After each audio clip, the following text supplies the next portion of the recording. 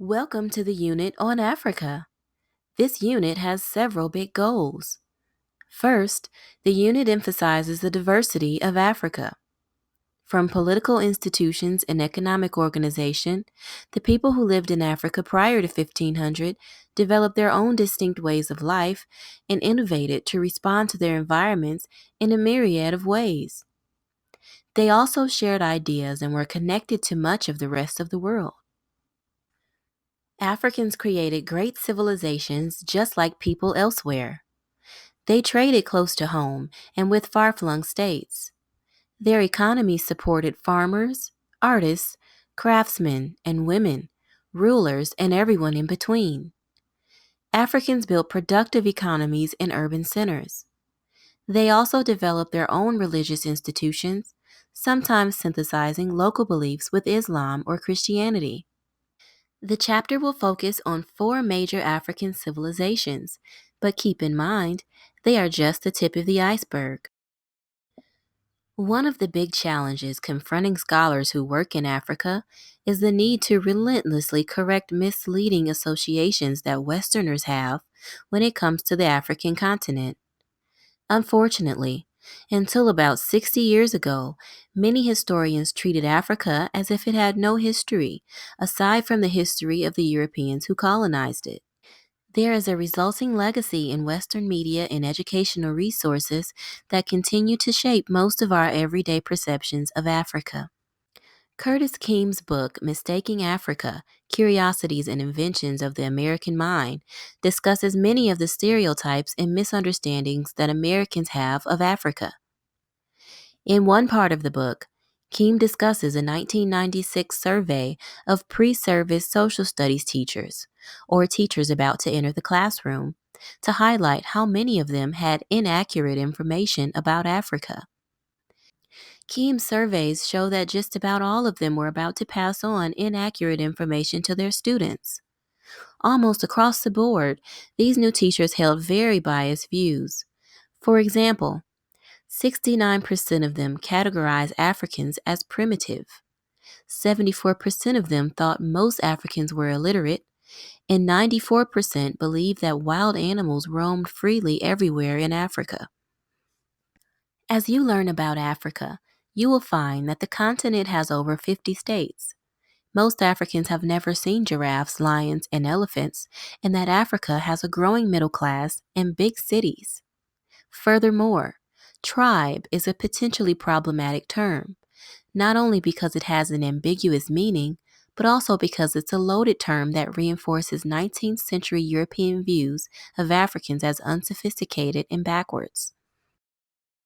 While travelers, missionaries, and traders who visited and wrote about Africa in the past may have had the best of intentions, each one of them was shaped by his or her own biases and objectives. Also, keep in mind that many of our written sources about pre colonial Africa come from 17th through 19th century Europeans who had negative views of Africans in their works, reflecting their incorrect assumptions that Africans lacked a history, had lived the same way since time immemorial, or were technologically behind the rest of the world. These visitors to Africa often lacked background information or knowledge of local languages and cultural norms.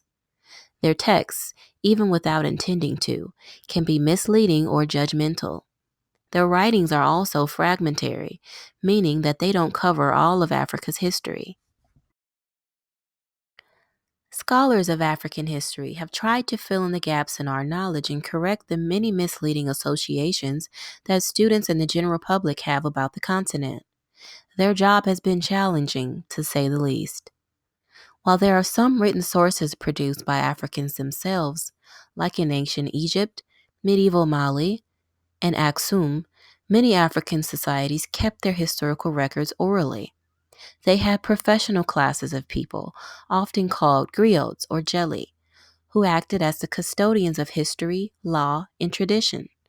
Some griot would travel to perform throughout an empire, giving dramatic performances where everyone participated. They also spread news and made announcements. Historians now interpret these and other forms of oral tradition to learn more about pre colonial African societies.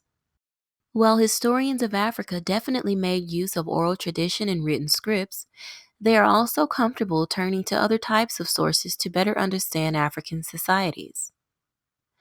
They might use rock paintings to trace the domestication of animals or support their conclusions about climatic changes. For example, historians can show that there once used to be cattle grazing in areas that are now part of the Sahara Desert. Additionally, historians use artifacts, such as the above coin minted by King Ezana, and material culture, including textiles and woven baskets, to talk about economies, trade, and divisions of labor. They use art and architecture to trace trends in craftsmanship, the development of metalworking, and other technologies in urban development. They might use linguistics to study migration, interregional contact, and state formation. Some scholars even turn to paleoethnobiology, or the microscopic study of plant remains, to show what people were eating, drinking, and growing. These are but a few examples. The point is that scholars of Africa are often innovators when it comes to the methodologies and the use of sources, in part because the written sources have proven so biased and fragmentary. As you delve into the long history of this diverse continent, challenge yourself to correct some of your own misconceptions. Also, take some time to appreciate the range of sources that historians and other scholars of Africa have studied to start to build a more accurate understanding of Africa's past.